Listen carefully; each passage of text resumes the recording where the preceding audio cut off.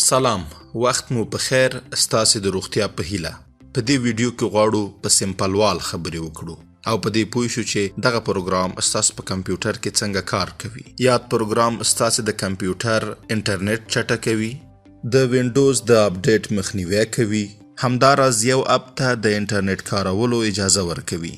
د دې ترڅنګ دغه اپ تاسو ته د اجازه درکوي چې ټاکل شویو اپونو ته انټرنیټ ورپرېږدئ او په نورو اپونو باندې انټرنیټ پرې کړئ.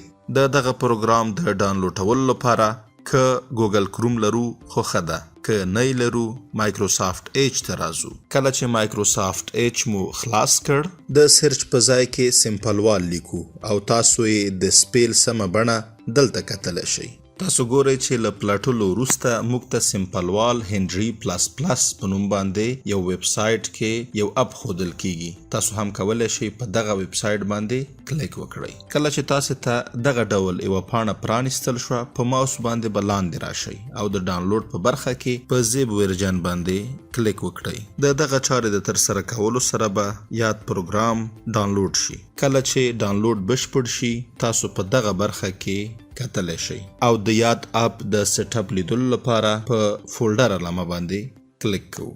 په دغه برخه کې کولی شئ وګورئ چې د سمپل وال په نوم باندې یو فولډر را پیدا شوی دی. کله چې فولډر پرانیزو او د دغه فولډر له خلاصولو وروسته ګورو چې موږ ته درې نور فولډر ښکاري چې لومړی د 32 بیټ ویندوز لپاره دی او دوم یې د 64 بیټ ویندوز لپاره دی. زموږ ویندوز 64 بیټ دی او 64 بیټ پرانیزو. کله چې دغه فولډر مو پرانیسته په دغه برخه کې کولی شئ وګورئ چې سمپل وال EXE شته دی. په دغه باندې کلیک کوو.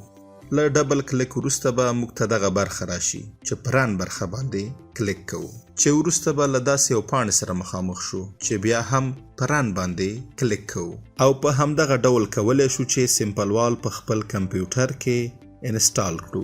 کله چې لومړی دغه پروګرام پرانیستل شي فلټرونه یې غیر فعال وي. د دې لپاره چې فلټرونه یې فعال کړو په انیبل فلټر باندې کلیک کوو چې په دغه ډول باندې د سمپل وال فلټرونه فعالولی شو. تاسو کتلی شئ چې ټول اپلیکیشنونه چې اوس مهال زموږ په کمپیوټر کې وصل دي له انټرنیټ څخه ګټه نه اخلي. اوس که تاسو غواړئ چې په خپله خوښه یو اپلیکیشن ته انټرنیټ ورکړئ په ښي لاس باندې دغه ځای کې کولی شئ سرچ کړئ. لکه موږ غواړو ایگزیکټ سیسټم ته انټرنیټ ورکړو او په دغه ډول باندې کله چې پیدا شو انتخابوو چې ورته انټرنیټ پرېښودل شي. همداراز موږ غواړو چې مایکروسافت ایج ته هم انټرنیټ ورکړو او په دغه ډول باندې له سرچ وروسته یې ټیک فالوو.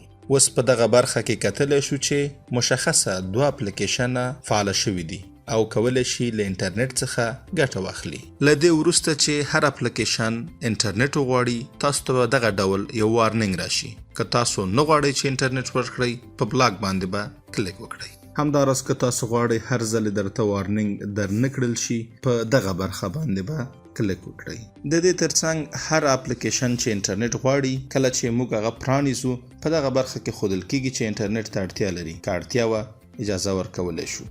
یو بل څه که غواړو هر ځل د کمپیوټر له چالانولو وروسته دغه پروګرام هم فعاله وي راځو په سیټینګ باندې کلیک کوو او په دغه برخه کې په لوډ آن سیسټم سټارټ اپ باندې کلیک کوو. له پاملرنې مو ډیره زیاته مننه. که غواړئ چې په دې اړه لا ډیر معلومات ترلاسه کړئ د ایگزیکټ سیسټم له ټیلیګرام ګروپ، یوټیوب چینل او همداراز د دغه سیسټم له ویب سایټ څخه لیدنه وکړئ.